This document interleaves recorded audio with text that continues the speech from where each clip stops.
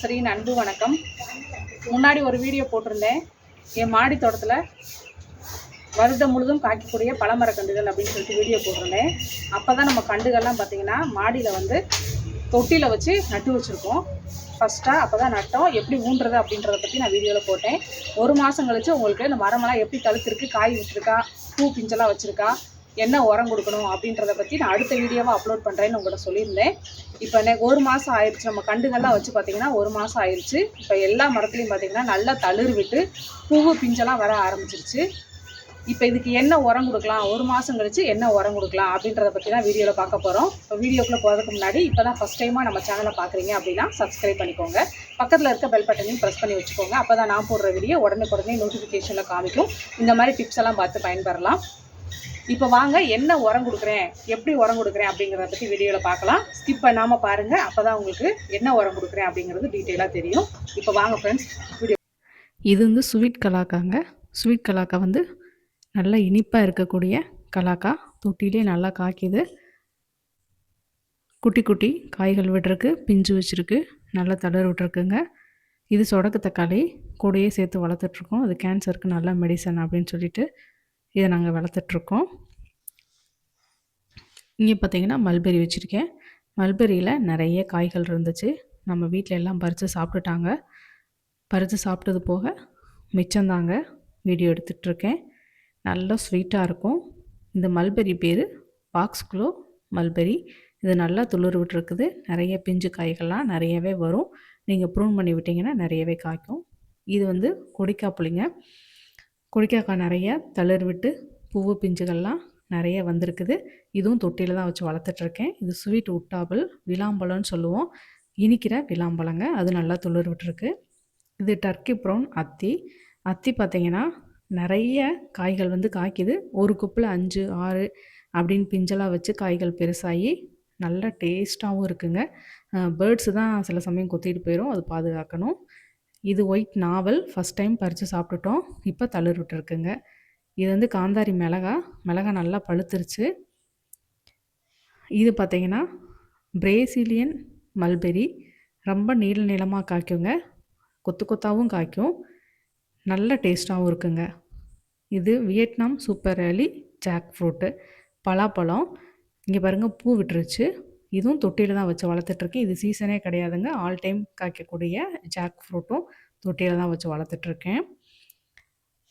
இது ஸ்வீட் கேட்டிமூன் மேங்கோங்க. ஒரு மாதத்துக்கு முன்னாடி வச்சேன். நிறைய தளர்கள்லாம் விட்டுருச்சு.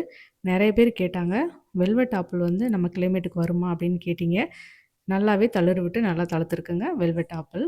இது அபியுமே பார்த்திங்கன்னா நம்ம கிளைமேட்டுக்கு நல்லா வருது. நிறைய தளிர்கள் விட்டுருக்கு. இது காஜி லெமன் வந்து பார்த்திங்கன்னா நல்லா நீளமாக காய்க்கக்கூடிய லெமன். இது தொட்டியில் நல்லா காய்க்கும். இது செரி டொமேட்டோங்க. 1, 2 தான் வச்சுருந்தேன். அதையும் வீடியோ போட்டிருப்பேன். இப்போ நிறைய செரி டொமேட்டோஸ் வச்சுருக்கேன். இப்போ இதுக்கெல்லாம் என்ன கரைசல் கொடுக்கணும் அப்படின்னு சொல்லி தான் நம்ம வீடியோவில் பார்த்துட்ருக்கோம். நான் கொடுக்க போகிற கரைசல் என்னன்னு பார்த்திங்கன்னா போரான் கரைசல். போரான் கரைசல் வந்து எப்படி பண்ணுறது, எப்படி ப்ரிப்பேர் பண்ணுறது, என்னென்னலாம் மிக்ஸ் பண்ணுறது அப்படின்னு சொல்லிட்டு நான் முந்தின வீடியோவில் ஷார்ட் வீடியோவாக போட்டிருக்கேன். லாங் வீடியோலையும் போட்டிருக்கேங்க. நீங்கள் பார்த்து அது மாதிரி ப்ரிப்பேர் பண்ணி நீங்கள் செடிகளுக்கு ஊற்றிக்கோங்க. இது ஈஸியாக கிடைக்கக்கூடிய ஜாமான் தான். கிடைக்காத ஜாமான்லாம் கிடையாது. வீட்டில் இருக்க பொருளே தான். காசு போட்டு எதையும் வாங்க தேவையில்லைங்க. ஒரு ஜாமான் மட்டும்தான் காசில் வாங்கணும். மற்ற எல்லாமே நம்ம தெருவில் ரூட்டில் எல்லாமே கிடக்கக்கூடிய ஜாமான் தாங்க. நீங்கள் எடுத்து அது போரான் கரைசல் பண்ணி மரத்துக்கு ஊற்றுனீங்க அப்படின்னா பூ உதிராதுங்க, காய்கள்லாம் உதிராது, நல்லா பெருசாக காய்க்கும். டேஸ்ட்டும் அவ்வளோ நல்லா இருக்குங்க. இந்த கரைசல் வந்து பார்த்திங்கன்னா 1 கிலோவுக்கு 10 லிட்டர் அந்த அளவுக்கு நான் எடுத்திருக்கேங்க.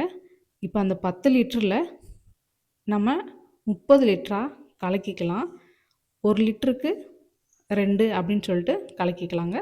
10 லிட்டருக்கு வந்து 30,000. நான் நிறைய செடிகள் மாடியில் வளர்த்துட்ருக்கிறதுனால நான் 30 லிட்டர் எனக்கு தேவைப்படுது. அதனால் 30 லிட்டர் நான் போரான் கரைசல் வச்சுருக்கேங்க. இல்லை நான் 2 செடி தான் வச்சுருக்கேன், 1 செடி தான் வச்சுருக்கேன் அப்படின்னீங்கன்னா ஒரு 100 கிராம் அளவுக்கு அதை எடுத்து 1 லிட்டர் தண்ணியில் கலந்து 1 லிட்டர் ஆட் பண்ணிக்கோங்க. 2 லிட்டர் ஆயிருங்க. இந்த கரைசல் வந்து எப்படி பண்ணுறது அப்படின்னு சொல்லிட்டு நான் வீடியோவில் போட்டிருக்கேன். அதை பார்த்து நீங்கள் மிக்ஸ் பண்ணிக்கலாம். இது வந்து இந்த டைமில் தாங்க கொடுக்கணும்.